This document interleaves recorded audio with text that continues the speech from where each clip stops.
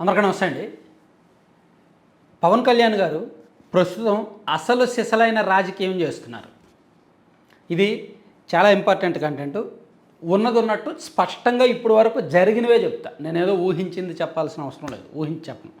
మొత్తం ఒకసారి మీరు ఆలోచించండి. Just sequence of scenes, sequence of politics Andhra Pradesh రాష్ట్రంలో గత 6 నెలలుగా జరుగుతున్న ఈ పాలిటిక్స్ ఒక్కసారి గమనిస్తే చంద్రబాబు నాయుడు గారి కంటే, లోకేష్ గారి కంటే, బీజేపీ వాళ్ళకంటే పవన్ కళ్యాణ్ గారే ఎక్కువగా హైలైట్ అవుతున్నారు, ఎక్కువగా వార్తల్లో నిలుస్తున్నారు, ఎక్కువగా రాజకీయం చేస్తున్నారు.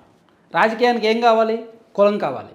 రాజకీయానికి ఏం కావాలి? డబ్బు కావాలి. రాజకీయానికి ఏం కావాలి? లీడర్షిప్ కావాలి. రాజకీయానికి ఏం కావాలి? ఎలివేషన్స్ కావాలి. రాజకీయానికి ఏం కావాలి? విపరీతమైన ప్రచారం ప్లస్ స్ట్రాంగ్ వెపన్స్ కావాలి. అవన్నీ ఆయన సమకూర్చుకుంటున్నారు. సో నిజంగా చంద్రబాబు నాయుడు గారే అసలు సిసలైన రాజకీయ చాణక్యుడు అంటారు. పవన్ కళ్యాణ్ గారి గత కొన్ని నెలల రాజకీయ అడుగులు చూస్తుంటే పవన్ కళ్యాణ్ గారు ఒక స్ట్రాంగ్ వ్యూహంతో, ఒక స్ట్రాంగ్ పొలిటికల్ బేస్మెంట్ పునాదులు నిర్మించుకుంటున్నారు. బహుశా 2029 ఎలక్షన్స్లో లేదా ఆ తర్వాతలో అయినా సరే ఆయన టార్గెట్ మనం అర్థం చేసుకోవచ్చు. సరే, ఎందుకు ఇదంతా చెప్తున్నా? నువ్వేం చెప్పగలవయ్యా, నీకేం తెలుసు? ఎస్, మీకు చాలా డౌట్లు రావచ్చు పవన్ కళ్యాణ్ గారు రాజకీయం మీద ఇంతగా చెప్పడానికి.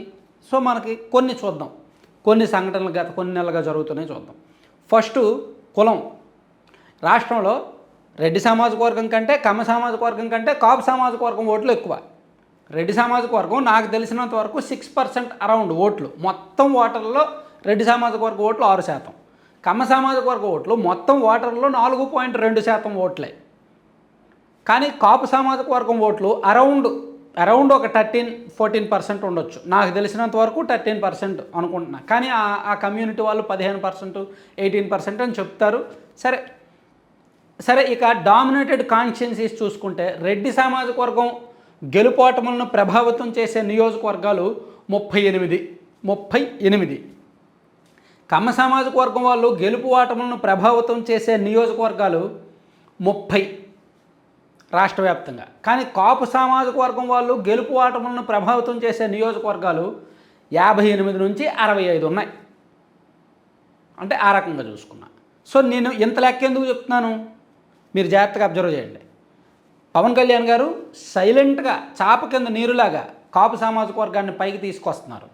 ఖచ్చితంగా అందులో ఏమాత్రం అతిశయోక్తి లేదు, మారు ఆలోచన లేదు. కాపు సామాజిక వర్గానికి ప్రయారిటీ ఇస్తున్నారు. తను 4 మంత్రుల్లో 3 కాపులే కదా. నాగబాబు గారు కూడా మంత్రివర్గంలోకి వచ్చాక 2 ఎంపీలు ఉంటే 2 కాపులు, పిఎస్సి చైర్మన్ కాపు. సో అట్లా అవుతుంది. సో ఆయన ఏంటి, ఇప్పుడు వరకు కాపు సామాజిక వర్గానికి ఒక బలమైన నాయకత్వం లేదు. దానికి పవన్ కళ్యాణ్ గారు ఒక ప్రత్యామ్నాయంగా ఉన్నారు. ఎస్, అందుకే గతంలో కంటే ఇప్పుడు కాపు సామాజిక వర్గం వాళ్ళు ఐక్యంగా ఉన్నారు. పవన్ కళ్యాణ్ గారిని తమ లీడర్గా వాళ్ళు ఒప్పుకుంటున్నారు. సామినేని ఉదయభాను గారు లాంటి వాళ్ళు, గ్రంథి శ్రీనివాస్ గారు లాంటి వాళ్ళు రేపు పొద్దున్న జనసేనలోకి వచ్చిన, అవంతి శ్రీనివాస్ గారు లాంటి వాళ్ళు రేపు పొద్దున్న జనసేనలోకి వచ్చిన, ఇంకా సోకాల్డ్ కాపు సామాజిక వర్గ నాయకులు చాలామంది రేపు పొద్దున్న జనసేనలోకి వచ్చిన ఇదే రీజన్.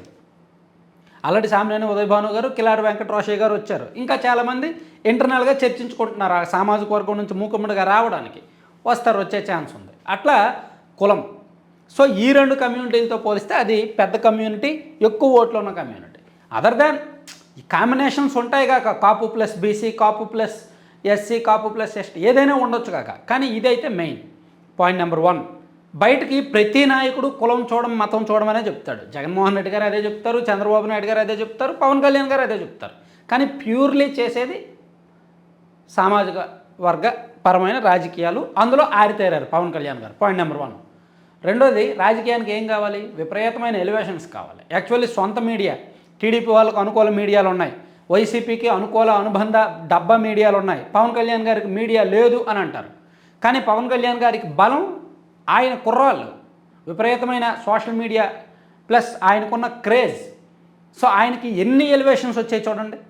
టీటీడీ ఇష్యూ జరిగితే దేశవ్యాప్తంగా అది ఒక సంచలనమైన ఇష్యూ అయితే, పాపం ఆ ఇష్యూ లేవనెత్తిన చంద్రబాబు గారి కంటే ఆ ఇష్యూని తన నెత్తి మీద వేసుకొని హిందూ ధర్మ పరిరక్షణ కోసమో ప్లస్ వారాహి డిక్లరేషన్ మీటింగ్ పెట్టి తిరుమల వెళ్ళి దాదాపుగా ఒక 11 రోజుల పాటు పవన్ కళ్యాణ్ గారు బాగా హైలైట్ అయ్యారు సనాతన ధర్మ పరిరక్షకుడిగా. సో దాంతో ఆయన ఒక రకంగా నేషనల్ వైడ్ ఆయన పాపులారిటీ పెరిగిపోయింది అమాంతం.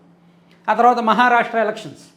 నిజానికి చంద్రబాబు గారు వెళ్లాల్సింది, కానీ ఆయన సోదరుని మరణించడంతో ఆయన వెనక్కి వచ్చారు. పవన్ కళ్యాణ్ గారు వెళ్ళారు, 2-3 రోజులు ప్రచారం చేశారు. ఆయన ప్రచారం చేసిన చోట బీజేపీ వాళ్ళు గెలిచారు. దాంతో ఆయన వెళ్ళాడు, గెలిపించాడు అనే పేరు వచ్చింది, మారుమోగింది. అక్కడ అంటే ఆయనకి ఓన్ మీడియా లేకపోయినప్పటికీ మీడియా ఆయన చుట్టూ తిరుగుతుంది, ఎందుకంటే ఆయన క్రేజ్ అలా ఉంది. సో ఇప్పుడు ఆయన పీక్స్లో ఉన్నాడు. అలా ఎలివేషన్స్ బాగానే ఉన్నాయి. కాకినాడ రేషన్ బియ్యం చూసుకున్నా, ఢిల్లీ వెళ్ళి తక్కువ టైంలో ఎక్కువ మంది కేంద్ర మంత్రులను కలవడం చూసుకున్నా, ఇలా ఏ ఇష్యూ చూసుకున్నా పవన్ కళ్యాణ్ గారు డీల్ చేసే పద్ధతి మీడియాను ఆకర్షిస్తోంది, క్రేజ్ పెంచుతుంది అనేది మర్చిపోకూడదు. సో కులం ప్లస్ మీడియా. ఇంకో ఏం కావాలి? డబ్బు. డబ్బు అంటారా? ఇది మనం ఇప్పుడు సబ్జెక్ట్ కాదు, టైం వచ్చినప్పుడు చెప్పుకుందాం. నేను ఎప్పుడు చెప్పేదే ఇప్పుడు కూడా చెప్తున్నా. ఏ ఒక్కరు రాజకీయాల్లో ఉన్నవాళ్ళు ఖచ్చితంగా రాజకీయం చేస్తారు. రాజకీయం మీన్స్ ఖచ్చితంగా కరప్షన్ కూడా ఉంటుంది. ఏ ఒక్కరూ అతీతులు కాదు. భవిష్యత్తులో ఒకవేళ దేవుడు మన రాష్ట్రంలో రాజకీయం చేయడానికి వస్తే ఆయన కూడా కరప్షన్ చేయాల్సిందే. ఎందుకంటే ఇక్కడ ఓటర్లకు డబ్బులు ఇవ్వాలి. పార్టీలు అంటే కంటెస్ట్ చేయాలంటే ఖచ్చితంగా కోట్లు ఖర్చు పెట్టాలి. సో అది ఫ్రీగా ఇవ్వరుగా, జేబులో డబ్బులు తీసుకొచ్చి ఓటర్లకు డబ్బులుగా ఇవ్వరుగా, ఎన్నికల్లో ఖర్చు పెట్టరుగా. సో రేపు పొద్దున్న జనసేన పార్టీ కమర్షియల్గా నిలదొక్కుకోవాలి, ఫైనాన్షియల్గా నిలదొక్కుకోవాలి, ఒక 50 మందినో 60 మందినో గెలిపించుకోవాలంటే డబ్బులు ఖర్చు పెట్టాలిగా. సో దానికి వనరుల సమీకరణ జరుగుతోంది. అంతకుమించి మనం పచ్చిగా ఓపెన్గా చెప్పుకోకూడదు. మరోవైపు జగన్మోహన్ రెడ్డి గారి మూలాల మీద దెబ్బ కొడుతున్నారు. జగన్మోహన్ రెడ్డి గారిని ఎక్కడ దెబ్బ కొట్టాలో అక్కడ దెబ్బ కొడుతున్నారు. వైసీపీని బలహీనం చేస్తేనే జనసేన టీడీపీ బలం అవుతాయి. భవిష్యత్తులో టీడీపీ జనసేన ఎదురెదురుగా తలపడొచ్చు కాక, ఉంటే నువ్వు లేదా నేను, కానీ అతను ఉండకూడదు అనే తరహాలో రాజకీయం చేస్తున్నారు కాక. సో అందులో పవన్ కళ్యాణ్ గారు కీలకమైన పవర్ ప్లే ఇన్నింగ్స్ ఆడుతున్నారు అని చెప్పుకోవచ్చు. నేషనల్ ఇష్యూస్ కవర్ చేయడం కానీ, ఎలివేషన్స్ కానీ, పవర్ ఆయన యూజ్ చేసుకుంటున్న తీరు కానీ, ఆయనకు వస్తున్న ప్రచారం కానీ, ప్లస్ ఆ కులాన్ని ఎంకరేజ్ చేయడం కానీ, ఇట్లా మనం చూసుకుంటే తన పొలిటికల్ కెరీర్ మొత్తం మీద పవన్ కళ్యాణ్ గారు ఇప్పుడు అసలు సిసలైన పొలిటికల్ గేమ్ ఆడుతున్నారనమాట. చంద్రబాబు నాయుడు గారు అంతా పరిపాలన మీద ఉన్నారు, ఎందుకంటే ఆయనది బాధ్యత, తెలుగుదేశం పార్టీ వాళ్ళది బాధ్యత. ఇప్పుడు రేపు పొద్దున గవర్నమెంట్కి చెడ్డ పేరు వస్తే ఫెయిల్యూర్ అంటే ఖచ్చితంగా చంద్రబాబు నాయుడు గారినే అంటారు, ఖచ్చితంగా వాళ్ళనే అంటారు, ఆయన్నే అంటారు. పవన్ కళ్యాణ్ గారిని ఎవరు అనరు, పెద్దగా టార్గెట్ చేయరు. ముందు టార్గెట్ చేసేది చంద్రబాబు గారిని, టీడీపీనే. సో అంటే ఇక్కడ పరిపాలనాపరమైన వ్యవహారాల్లో చంద్రబాబు గారు బిజీ అయ్యారు. పరిపాలనాపరమైన వ్యవహారాలు కాస్త మోస్తూనే, తన శాఖాపరమైన అంశాలను మోస్తూనే రాజకీయంగా పీక్స్ లెవెల్లో పాలిటిక్స్ చేస్తున్నది, అసలు సిసలైన వ్యూహాలతో రాజకీయం చేస్తున్నది పవన్ కళ్యాణ్ గారు. సో ఈ ముప్పు భవిష్యత్తులో, ప్రస్తుతానికి తాత్కాలికంగా వైసీపీకే ముప్పు ఉండొచ్చు, కానీ భవిష్యత్తులో పవన్ కళ్యాణ్ గారు ఎదిగే కొద్దీ టీడీపీకే ముప్పు. ప్రస్తుతానికి తాత్కాలికంగా అది మాత్రమే వైసీపీకి ముప్పు, ఎందుకంటే ఆయన టీడీపీతో కలిపి ఉన్నాడు కాబట్టి. ఒకవేళ టీడీపీ నుంచి విడిపోతే జనసేన అనే పార్టీ, ఆ ముప్పు టీడీపీకే ఉంటుంది. సో ఖచ్చితంగా పవన్ కళ్యాణ్ గారి పాలిటిక్స్ అయితే మాత్రం అంత ఈజీగా ఎవరికి అర్థం కావు. టైం వచ్చినప్పుడు అందరికీ అన్నీ తెలుస్తాయి అన్నమాట. రాజకీయానికి ఏం కావాలో అన్నీ ఆయన సమకూర్చుకుంటున్నాడు, ఇందులో ఏమాత్రం తిరుగులేదు. Thank you.